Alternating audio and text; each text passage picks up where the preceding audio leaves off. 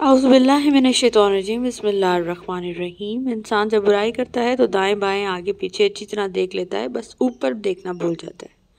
وہ اللہ کن کہتا ہے اور چیزیں ہو جاتی ہیں، گمان سے آگے اور بیان سے باہر۔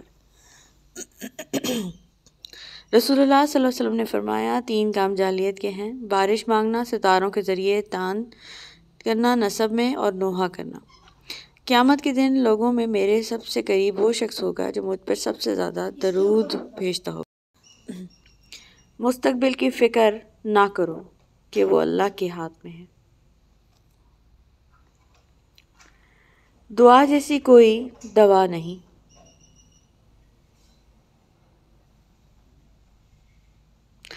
اپنے محبت کرنے والوں کو غائبانہ ہدیہ دو دعاؤں کا۔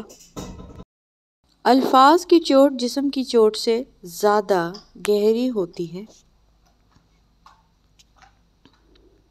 گناہوں کا ایک بڑا نقصان یہ ہے کہ معمول کے کام مشکل کر دیے جاتے ہیں۔ جھک جانا ہی محبت ہے جس کا ثبوت سجدہ ہے۔ انسان کی طاقت اور بساط صرف اتنی ہے کہ وہ سانس لینے پر بھی اللہ کی مرضی کا محتاج ہے۔ اللہ تو ہی تو بلاتا ہے سب کو، تو ہمیں بھی حاضری کی توفیق فرما دے، آمین۔ کتنی امید ہے نا اس آیت میں۔ ہم دیکھ رہے ہیں تمہارا بار بار آسمان کی طرف منہ کرنا، سورہ بقرہ۔ اور پھر مجھے یہ آیت مل گئی تھی، اپنے رب کی رحمت سے مایوس تو گمراہ لوگ ہی ہوا کرتے ہیں۔ اللہ ہی نے سجدوں میں بے چین دلوں کی شفا رکھی ہے۔ القرآن کہہ دو میرے ان بندوں سے جنہیں حالات مشکل لگ رہے ہیں، میں ہر شے پر قدرت رکھنے والا ہوں۔ مایوس ہونے والے اس تصویر کو غور سے دیکھیں۔ اللہ کا حکم ہو تو کوئی چیز رکاوٹ نہیں بن سکتی، انشاءاللہ۔ یہ جو تمہارا اس کی دوری پر تمہیں مطمئن کر دیا جائے گا، اور جو تمہارا ہے اس کو تم تک بھیج دیا جائے گا۔ دعائیں جتنا وقت لیتی ہیں، ان کا رنگ اتنا ہی نکھر کر آتا ہے۔ دنیا ماں کا فاتح عمل ہے، یہ حقیقت تمام سازشوں پہ بھاری ہے۔ انسان کو اتنا مضبوط تو ہونا چاہیے کہ لوگوں کی منفی باتیں اسے توڑ نہ سکیں۔ اللہ کبھی بھی دل کی گہرائیوں سے دعا کرنے والے کو مایوس نہیں کرتا۔ یہاں تمہیں دعا قبول ہوتی بھی دکھ نہیں رہی ہوتی، اور وہاں وہ تمہاری بہتری کے پلان بنا چکا ہوتا ہے۔ جب کوئی ٹوٹ کر تڑپ کر مجھ سے پکارتا ہے تو میں اس کی دعا قبول کرتا ہوں، اس کی تکلیف کو دور کرتا ہوں۔ ہو سکتا ہے جو تم مانگ رہے ہو وہ تمہیں ملنے ہی والا ہو، انشاءاللہ۔ آپ اللہ کے لیے وقت نکالیں، اللہ آپ کی زندگی سے برا وقت بھی نکال دے گا، انشاءاللہ۔ آپ صلی اللہ علیہ وسلم نے فرمایا جب بندہ کہتا ہے یا رب یا رب یا رب تو اللہ فرماتا ہے لبیک عبدی، مانگ تجھے عطا کیا جائے گا۔ محبت اگر عیب دیکھتی تو اللہ کبھی بھی ہماری طرف دیکھتا ہی نہ۔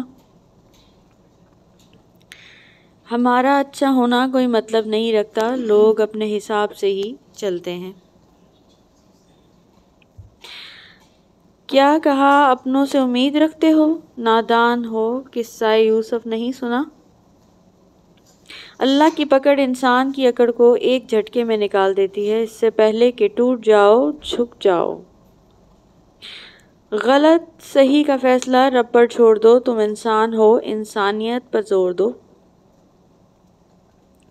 جن سے محبت ہو ان جیسا بننا کتنا مشکل ہے نا، مگر ہر کوشش محب کو محبوب کے نزدیک ترین کر دیتی ہے۔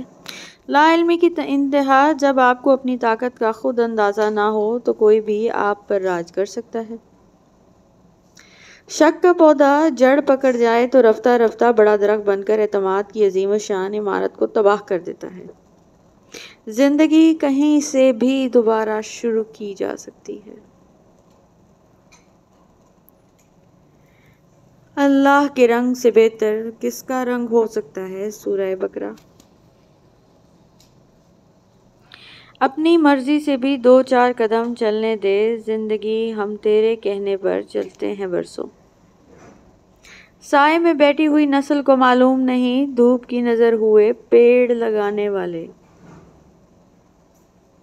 ایک دھاگے کی لاج رکھنے کو موم کا روم روم جلتا ہے۔ کبھی ایسا بھی ہوتا ہے کہ ہیرے ٹھوکر پہ پڑے ہوں تو لوگ اسے پتھر ہی سمجھتے ہیں۔ زندگی چھوٹی نہیں ہوتی، ہم جینا ہی دیر سے شروع کرتے ہیں۔ جب تک راستے ہمیں سمجھ آتے ہیں تب تک لوٹنے کا وقت ہو چکا ہوتا ہے۔ کاش تجھے وقت کے صحرا میں لگے محبت کی پیاس اور تو تڑپ کے مانگے مجھے پانی کی طرح۔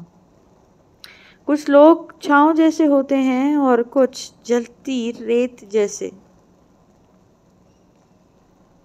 جو آپ کی برائی کرتے ہیں انہیں کرنے دیں، کیونکہ برائی وہی کرتے ہیں جو برابری نہیں کر سکتے۔ بہت پیارے اور بہت نایاب ہوتے ہیں وہ لوگ جو آپ کے پیچھے آپ کا دفاع کرتے ہیں اور آپ کو علم بھی نہیں ہوتا۔ سب سے خوبصورت انسان یہ ہے کہ ایسی دعا حقیقت بن جائے جو آپ اور اللہ کے بیچ راز تھی۔ یا اللہ تیرا شکر ہے ایک نعمت کے لیے، یا اللہ مجھ سے جڑے ہر رشتے کو اپنے حفظ و امان میں رکھے، آمین یا رب العالمین۔ مشکلات سے دوستی رکھیں، آسانیاں غلام رہیں گی۔ اپنی شخصیت پر سرمایہ کاری کیجیے، منافع آپ کو حیران کر دے گا۔ خواہشات کا ادھم مچا ہوا ہے، نصیحت کی آواز کیسے سنائی دے۔ حضرت واصف علی واصف رحمۃ اللہ علیہ۔ پیغامات روحانی بد مزاج اور بد اخلاق آدمی کے پاس حاجت لے کر مت جاؤ۔ کوشش کرو کہ سب کچھ ٹوٹ جائے پر وہ مان نہ ٹوٹے جو کبھی اپنے نے خود سے زیادہ آپ پر کیا ہوا ہے۔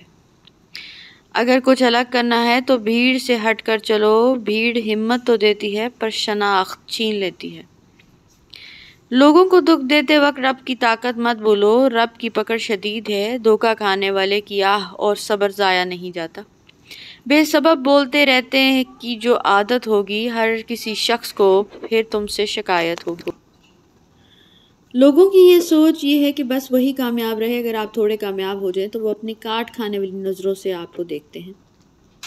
اللہ تعالیٰ نے جب تمہیں دو آنکھیں دی ہیں تو پھر تم اپنے دو کانوں کو کیوں دیکھتے ہو؟ جو اپنی آنکھوں سے دیکھتے ہو ان کے مطابق ان سے برتاؤ کرو۔ کہ سنی سنائی باتوں پہ یقین کرو۔ کیوں نہ آنکھوں کو کھود کر دیکھیں کہ اتنے آنسو کہاں سے آتے ہیں۔ برداشت کرنے کا ہنر ہر کسی کے پاس نہیں ہوتا۔ تھوڑی سی تنقید بڑے بڑوں کی اصلیت کھول دیتی ہے۔ انسان کا زوال تب شروع ہوتا ہے جب وہ اپنے مخلص لوگوں سے منافقت شروع کر دیتا ہے۔ صبر اور قدر ہر کسی کے بس کی بات نہیں ہوتی، یہ وہی بندہ کر سکتا ہے جو اعلیٰ ظرف ہو۔ Thank you so much for watching.